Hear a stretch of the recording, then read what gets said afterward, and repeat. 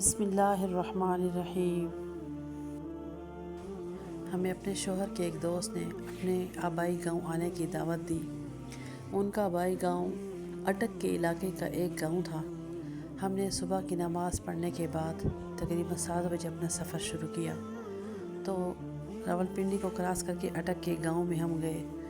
تو جب وہاں پہنچے تو راستے میں دونوں طرف ایک جنگل کا سماں تھا۔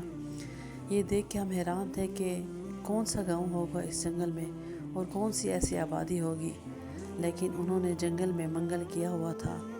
تو جیسے ہی ہم وہاں پہنچے تو صبح کا ٹائم تھا، سورج نکلنے کا وقت شروع ہو چکا تھا۔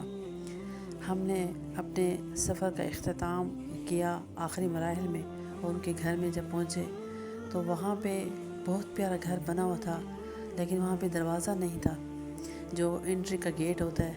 گھر کی عمارت بہت خوبصورت تھی، صدی سے بچاؤ کے لیے چیخیں بھی لگی ہوئی تھی، اسی طرح گیزر بھی تھا۔ لوگوں نے بہت اچھا استقبال کیا، ہمارے ناشتے کا انتظام کرنے لگے، اور انہوں نے چاٹی میں لسی بھی بنائی، تو لسی کی تیاری بھی ہم دیکھتے رہے۔ انہوں نے بہت اچھے طریقے سے محبت سے یہ سب کچھ تیار کیا ہمارے لیے، اور پھر انہوں نے دیسی گھی کے پراٹھے پکائے، جو کہ ایک بہت اچھا ماحول لگ رہا تھا۔ آگ پہ پکے پراٹھے، اور ان کے ساتھ ان کی محبت کا خلوص بھی اس میں شامل حال تھا، اور ساتھ ساتھ ہمارا ذکر بھی چل رہا تھا۔ ہم اللہ تعالیٰ کا ذکر بھی کر رہے تھے، شکر بھی کر رہے تھے۔ انہوں نے ہمیں دکھایا گائے کا بچہ جو اسی دن پیدا ہوا تھا، ٹھنڈے گھڑے، اور بہت ہی اچھا تاثر دے رہے تھے پانی کے وہ اوپر رکھے ہوئے وہ کٹورے، جن سے ہم نے گھڑے کا پانی پیا۔ اور ان کے گھر میں ہر قسم کے تقریباً ہمیں جانور نظر آئے، پرندے بھی تھے، بٹیرے، جو انہوں نے اپنے گھر میں رکھے ہوئے تھے، بہت اچھا تاثر دے رہے تھے۔ پھر وہ گھر والی عورتیں ہمیں لے گئی یہ دکھانے کے لیے کہ گندم کے بیچوں بیچ انہوں نے کیسے آرٹیفیشل بارش کے فوارے لگائے ہوئے تھے، جس سے کہ ان کی زمینوں کو پانی دیا جا رہا تھا، اور بہت اچھا ایک منظر پیش کر رہے تھے وہ فوارے۔ تو انہوں نے بڑی محبت سے ہمیں یہ سارا کچھ دکھایا۔ ان کے گھر کے آس پاس گندم لگی ہوئی تھی، بکریاں بھی ان کے گھر کی تھیں، مرغیاں بھی ان کے گھر کی تھیں، اور بڑے اچھے طریقے سے انہوں نے ہمیں ایک دیسی ناشتہ پیش کیا۔ میرے شوہر کو انہوں نے مردوں کے درمیان رکھا، ان کو بھی بڑا اچھا استقبال کیا گیا، یہی سب کچھ ان کو پیش کیا گیا۔ تو ناشتے کے بعد ہم جب ان کے گھر کے آس پاس دیکھنے کے لیے تو مرغیاں بڑی آزادانہ طور پہ کھانا اپنا دانہ وانا کھا رہی تھی، تو بڑے اچھا ماحول تھا ان کے گھر کا۔ اور اسی طرح پھر انہوں نے ہمیں دور دراز کے پہاڑ بھی دکھائے۔ پہاڑوں کے بیچوں بیچ یہ ایک گاؤں تھا، اور گاؤں میں چند ہی گھر تھے، اسی فیملی کے گھر تھے، بہت ہی محبت کرنے والے دیندار لوگ۔ اور انہوں نے ایک ہمیں جڑواں گائے کے بچوں کا جوڑا بھی دکھایا، بہت پیارا، جو کہ اپنے گھاس کھا رہا تھا، اور ہم نے ان جڑواں گائے کے بچوں کو پیار بھی کیا۔ تو ایسے ہی یہ لوگ بڑے ہی ملنسار، بہت محبت کرنے والے، مہمان نواز، اور بہت اچھا انہوں نے ہمیں اس چیز کا اثر دیا کہ گاؤں کے رہنے والے لوگ بہت محبت سے پیش آتے ہیں۔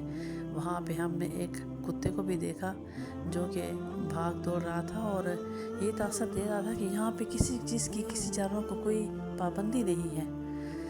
تو آس پاس کا ماحول آپ دیکھ سکتے ہیں کہ سوائے جنگل کے کچھ بھی نہیں ہے، نہ کچھ دکانیں، لیکن پھر بھی بہت ہی محبت سے وہ رہ رہے تھے جنگل میں، جیسے منگل کیا ہوا تھا۔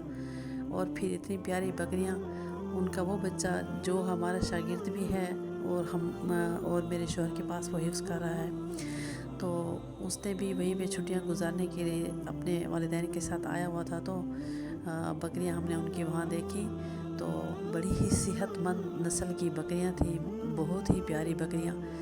تو وہ ہمیں بتا رہے تھے کہ یہ ہماری اپنی ہی بکریاں ہیں، ان کا دودھ بھی ہم استعمال کرتے ہیں۔ تو میں نے اس بچے سے کہا کہ مجھے ایک بکری دکھائیں، وہ میرے پاس لے آیا۔ تو دیکھیں بڑی ہی پیاری نسل کا یہ بکرا جو کہ ہم دیکھ رہے ہیں، بہت پیارا بکرا، ماشاءاللہ۔ اللہ تعالیٰ کی قدرت ہے کہ حلال جانوروں کو دیکھتے ہی بڑا پیار آتا ہے۔ تو یہ لوگ اسی میں بڑے خوش تھے، ان جانوروں کے ساتھ محبت دے کے، ان کی محبت لے کے، ان کے اپنے دلوں میں بھی بڑی محبت تھی۔ تو ہم نے وہاں ان کی بکریاں بھی دیکھی، گھر کے آس پاس بکریاں تھیں، اور بچوں کے انٹرٹینمنٹ کے لیے گھروں میں انہوں نے جھولے بھی لگائے ہوئے تھے، ان کے بچوں کے ہاتھوں میں نے موبائل نہیں دیکھی جیسے شہر کے بچے موبائل دیکھتے ہیں۔ ہر گھر میں ایک محبت کا سامان تھا، لیکن آپ دیکھ رہے ہیں کسی گھر میں بھی داخلی دروازہ نہیں ہے، جس کا مطلب ہے کہ یہاں پہ ہر آنے والے کو محبت دی جاتی ہے، کسی کے لیے کوئی دروازہ نہیں ہے۔ تو جب اسی طرح ہم نے اپنی ساتھ ساتھ نمازیں بھی ادا کی، جب رات کا وقت ہوا تو انہوں نے اپنے سب رشتہ داروں کو اسی گھر میں بلایا کہ ہمارے گھر میں مہمان آئے ہوئے، آپ بھی آ جائیں۔ تو ایک بڑی سی کڑھائی میں دیسی گھی، گڑ اور سوجی کے ملاپ سے ایک حلوہ تیار کیا گیا اور اس کو سب عورتوں نے مل کے تیار کیا۔ یہ بھی ایک محبت کا اور ملنساری کا اظہار تھا۔